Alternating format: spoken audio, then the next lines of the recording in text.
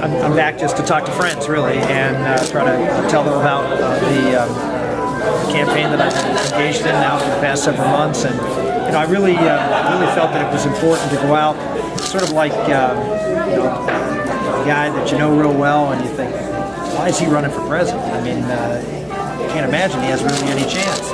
And so I felt like I needed to go out and sort of prove to the folks here in Pennsylvania that our campaign was real, and that the people across this country, particularly those who have seen me, Iowa, New Hampshire, South Carolina, where I've spent pretty much all this year campaigning, that the folks there see this as a viable effort, and Ames certainly validated that. We were outspent by candidates, three candidates that finished above me. Each spent in excess of $1 million. We spent less than $100,000. All three of those candidates, at least two of the three, have had major national news coverage. We did not, and which is worth even millions more. And we came within a few hundred votes of the top three. I think that just speaks volumes of the kind of campaign that we're running, the message that people like, as well as the messenger. So after Ames, I got on the phone with some friends from across the state, and I said, let's just get around Pennsylvania, talk to the people here in the state, just update them as to what we're doing, and obviously ask for their help and support. Pennsylvania is going to be very important to me. It's going to be important both from the standpoint of politically and doing well here, but it's also, it's important from the standpoint of raising money. And this has been a state that I've been able to raise a lot of money in the past, and we haven't really been hitting the state very hard for money because of the reasons I said before. But I think now we've shown that we've got some real footing, and that this is a viable campaign, and one that I believe will be successful. We can come back to the people in Pennsylvania and talk about how they can get involved in it. How do you see Pennsylvania figuring into the election as a whole? Well, I think I can say this without question, that if I win the state of Pennsylvania, if I'm the nominee and I win the state of Pennsylvania in the general election, I'll be president of the United States, period.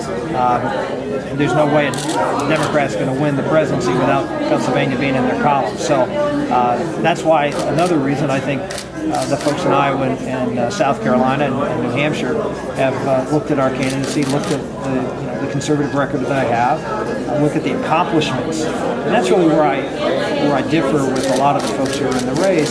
No one's been able to accomplish in Washington on national security, on fiscal issues, on tax issues, on moral cultural issues. No one's been able to have those accomplishments that I have, and accomplishments on conservative things.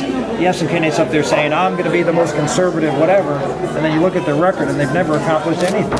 I proved that I've been a consistent conservative. In competitive years, I was able to win a state like Pennsylvania. In bad years, against a tough name, I didn't. But that's okay. I mean, as you saw, I went off and did something else, and ran a little company for a couple of years, and did some writing, some radio, and some other things. And I feel like I've been out of the Beltway, and have a little different perspective on things, and can come back, I think, with the perspective of having worked in the private sector and apply some of those principles to Washington, D.C. With some of your accomplishments that you're talking about, what do you want people from Pennsylvania to know about you that maybe you didn't get across yet, or even across the country, that you want them to know about? I think what gets lost in the shuffle is if you look back at the record. I'll match my record of accomplishment in the 12 years I was in the United States Senate of things that the people of Pennsylvania wanted to see accomplished. Welfare reform is one good example of that, and we're faced with a situation where we have entitlements that we simply can't afford, and some of them are going to have to be scaled back. Others are going to be sent back to the states. And there's only one candidate in this race that did that. I did. I took on welfare reform and did what was never done before, which was to end a federal entitlement, send it back to the states, and we cut the welfare rolls in half. In fact, welfare rolls, even today, in the third year of a recession, are still lower than they were in the middle of a boom in 1996. So that, I think it tells you that we had a successful program. Poverty rates went down to the lowest levels in some cases over the next 4 or 5 years, and people went to work. Still, unemployment, even among those who are historically groups that are on welfare, is still lower than it was at that time. So we have a record of showing that we can get bipartisan support. I know that the picture a lot in Pennsylvania was I was a tough partisan. you can't pass bills in the United States Senate unless you get bipartisan support. And again, we look at the record accomplishment on the abandoned mine reclamation bill. Very important here to northeastern Pennsylvania. I was able to get that done, and we are cleaning up things here. We look at the work that we did on both environmental work, but on energy. I was someone who was very active in making sure that we had energy development, and as you see now in Pennsylvania, that's a huge deal for our economy. And I was someone who's been proposing that and working toward that for a long time. So I think if people look at the record, look at my record on national security, that again, bipartisan support for major pieces of legislation, one on Iran, one on Syria, 2 big bills. It's a good long track record of solid accomplishments that I think most Americans would see are steps in the right direction. Last question, guys. You already had people picking on Rick Perry because he's the Texas governor, and they're saying, oh, he's George Bush. George Bush figured prominently in your 2006 election. Yeah, he did. I imagine that if you were the nominee, we'd hear a lot about George Bush again. Can you overcome that? Well, Is that an albatross? I'm not too sure that my problems with George Bush are going to be anywhere near where another Texas governor's problems are with George Bush. I mean, the bottom line is I had my own record, and it's a good record. There were certainly things that I went along with that the president did, some of which were good, some of which were not so good. And I've stood up and said, I think we've made mistakes, and I've said they were close calls, and we did what we thought we had to do at the time. But I'm not going to run as George Bush. I think I'm a very different politician than George Bush is, and I represent an area of the country that's very different than Texas.